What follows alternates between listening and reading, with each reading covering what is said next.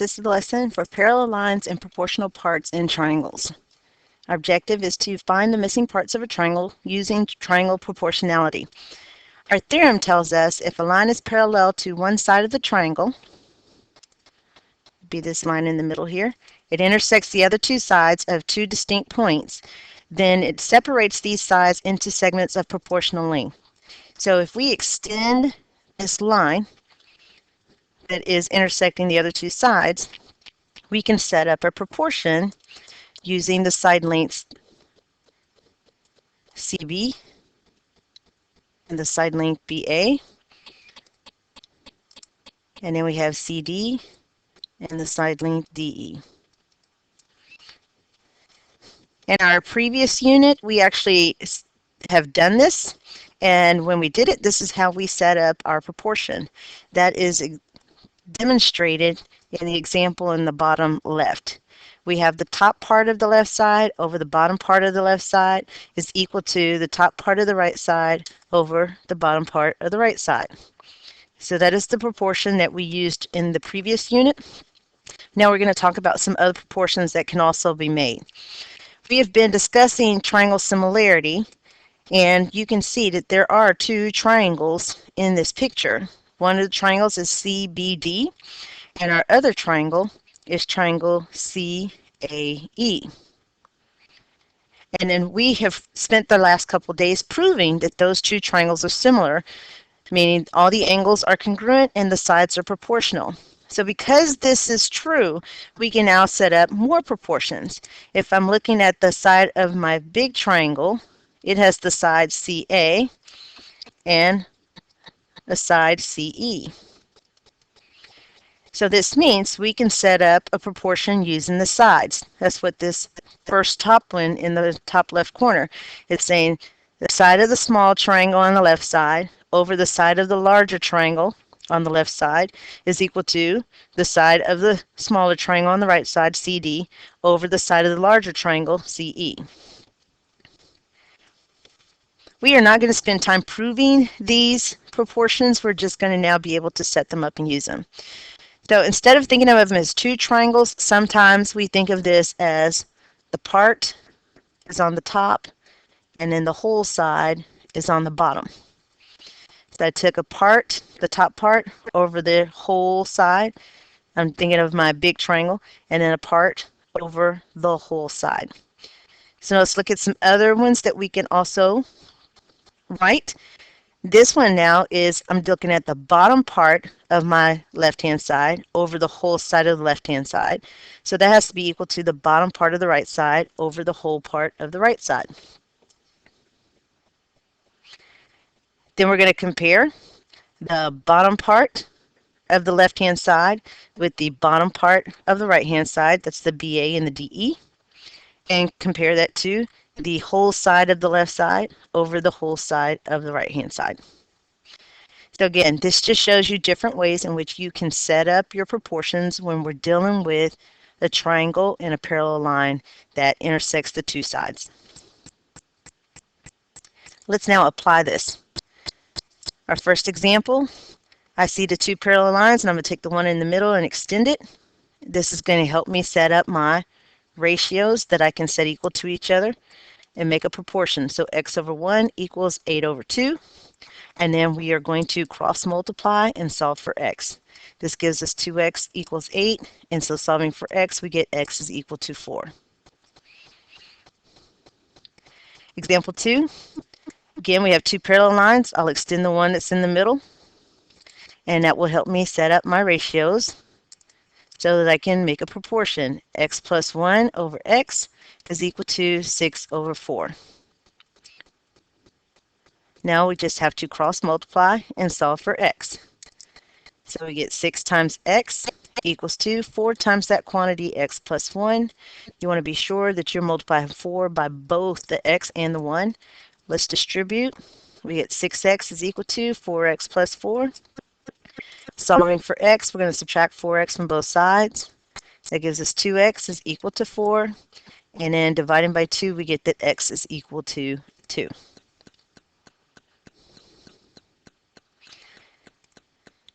So having that parallel line definitely helps us out to be able to solve for some missing parts. Example 3.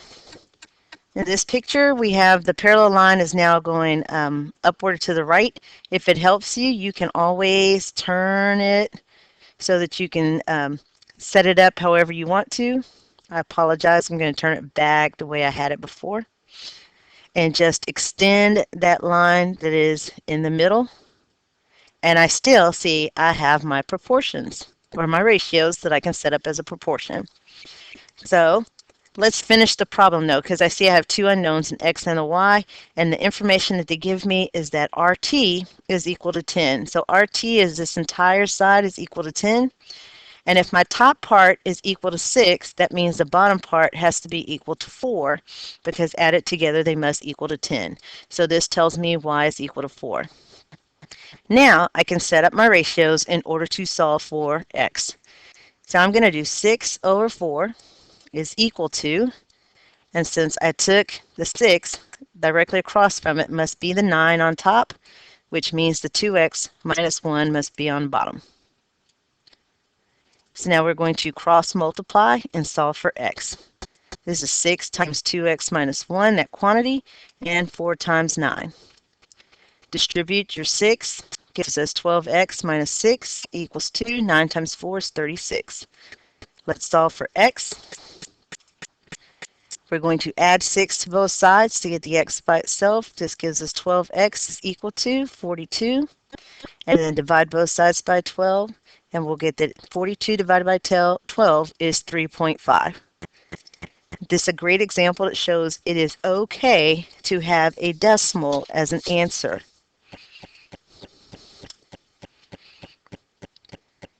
So the theorem says that if we have those parallel lines, then it will break it up, the triangle, into proportional segments. The converse of it is also true. That means if we have proportional lengths, then that line has to be parallel to the third side. So here's how we use it. We wanted to determine if my segment HL is actually parallel to EF. So HL is the one that's in the middle. That's the one that we are going to extend. And let's write the information that's given. What we are given is that EG, that's that entire side on the left, is 15. EH is 5. LG is 12. And FL is 6. So see, I'm missing a part here, this lower part, but I know the whole thing has to be 15. So that means this bottom part must equal to 10, because 5 plus 10 will give me the 15.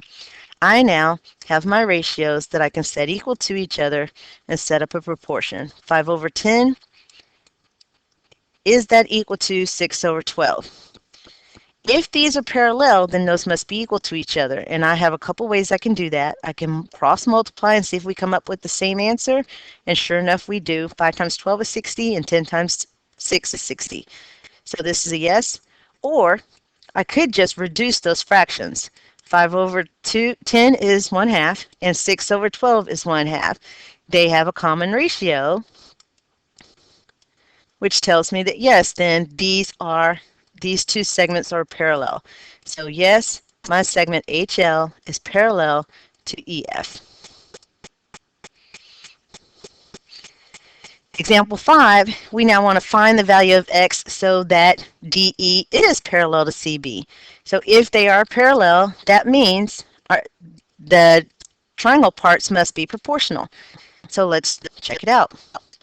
We have AC is given to us. That is a total of 30. AE is 22. AD is 10. And EB is x plus 4. Again, I can figure out this side that's missing because this is 30, this is 10. So the side that's missing, or the part that's missing, is 20. Let's set up our proportion.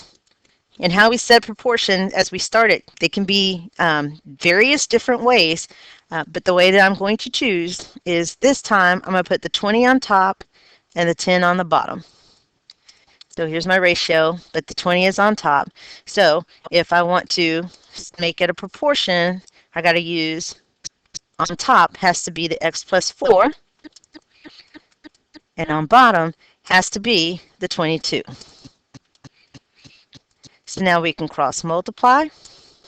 This gives us 10 times x plus 4 is equal to 20 times 22.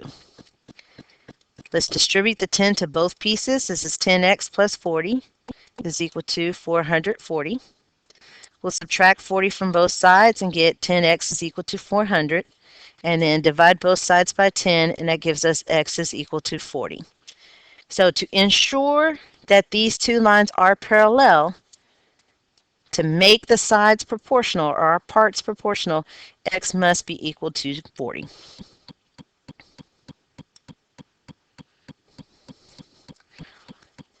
So now let's look at the new theorem. This is one that we have not covered before. We say that a segment whose endpoints are the midpoints of two sides of a triangle is parallel to the third side. So the key here is that midpoint of the two midpoints of the two sides. That's what we have here. We noted their midpoints because we see that it breaks these two up, breaks up my left-hand side into two equal parts, and it breaks my right-hand side up into two equal parts. Then the length of this one that's in the middle, notice it's the smaller one, is equal to half of the larger one, which is that third side. So I'm going to call the one in the middle, we're going to call this the mid segment, because it's the segment that intersects at the midpoint. And then the one on top here, this is my third side. So my theorem says that the third side is equal to, that's wrong, it says my mid segment, the one in the middle, is equal to half the length of the third side. This equation works really well when I am given a number for the third side. For example, if this told me this third side was equal to 40, well then finding the mid-segment would be very easy. I'd just take half of 40 and the mid-segment would be 20, which makes sense because it is definitely smaller. However, I'm going to rewrite this. I'm going to multiply both sides by 2, and so this tells me that 2 times the mid-segment, that's my smaller segment, is equal to the third side, which is the larger of the segments.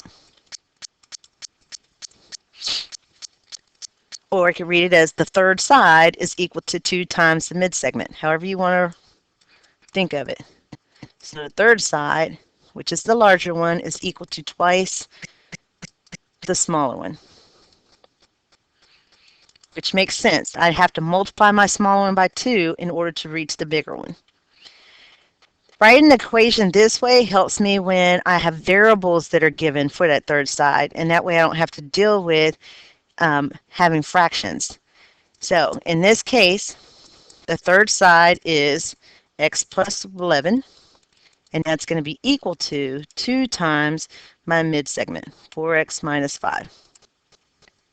Again, my larger side is equal to twice the amount of my bigger side or smaller side. Let's distribute. We end up with 8x minus 10 is equal to x plus 11. We subtract 8x from both sides. That's going to give us a negative 7x plus 11 equals to a negative 10. So now get the x by itself. We'll subtract 11 from both sides.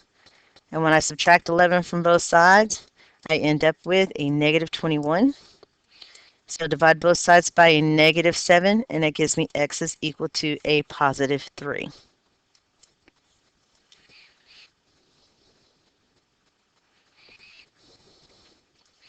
That's how we use the mid-segments.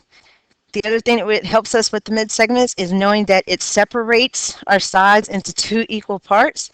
So that tells me that the 4y plus 6 is equal to the 2y plus 18. So this part is just an algebra. We're going to put it down here. 4y plus 6 equals 2y plus 18. I'm going to skip some steps And we get that 2x is equal to 12, and so x is equal to 6. I'm sorry, I changed my variables. This should be y. 2y is equal to 12, so y is equal to 6. We have one more example that can help us out. So let's start with the y's. Notice we have the same thing going on. They're giving us that two sides are equal to each other. So 2y plus 18 equals 5y minus 3. Again, if I skip some steps, we're going to get 3y is equal to a negative 21, and so y is equal to 7.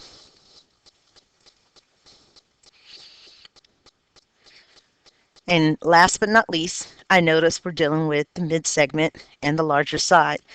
Notice this time I do have a number for the larger side. So I'm going to use the formula of the mid-segment, which is my smaller, is equal to half of that third side. Because I can take half of 72. So 1/2 of 72 is equal to the 5x minus 2. Well, half of 72 is 36. So we can add 2 to both sides and get 5x is equal to 38. Divide by 5, and we're going to get 7.5 for your x. Sorry, 7.6 for your x value.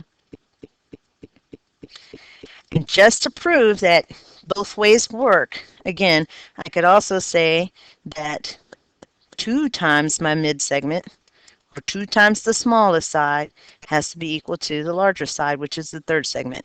So 2 times 5x minus 2 is equal to 72. If I distribute, we get 10x minus 4 equals to 72. Add 4 to both sides gives us 10x equals to 76. And divide by x, we get 7.6. So again, more than one way of solving these problems. You just have to decide, does it help you to use a fraction, or does it help you to multiply out? All right, that concludes our lesson. You are to work on your assignment. You could probably get it completed in class.